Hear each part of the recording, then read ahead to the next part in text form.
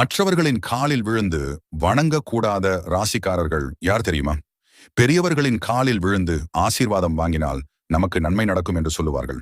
அதிலும் குறிப்புக வயதில் முதியவர்கள் காலில் விழுந்து ஆசீர்வாதம் வாங்குவது ரொம்ப ரொம்ப நல்லது. ஆனால் அதற்கு நேர் எதிர்மாறாக இந்த 3 ராசிக்காரர்களும் யார் காலிலும் விழுந்து வணங்கக்கூடாது என்று ஜோதிடத்தில் சொல்லப்படுகிறது. ஏன் இந்த 3 ராசிக்காரர்கள் மட்டும் மற்றவர்களின் காலில் விழுந்து வணங்கக்கூடாது என்று சொல்கிறார்கள் என்பதை இப்போது பார்க்கலாம். மகரம், கும்பம், துலாம் இந்த 3 ராசிக்காரர்கள் அடுத்தவர்களுடைய காலில் விழுந்து வணங்கக்கூடாது. இவர்கள் யார் கால்களில் விழுந்து வணங்கலாம் என்றால், அம்மா அப்பா வீட்டில் இருப்பவர்கள் காலில் மட்டும்தான் இவர்கள் விழுந்து வணங்க வேண்டும். அதாவது உங்கள் சொந்த பந்தங்கள் என்று இருப்பார்கள் அல்லவா, அவர்களிடம் மட்டும்தான் காலில் விழுந்த ஆசீர்வாதம் பெற வேண்டும்.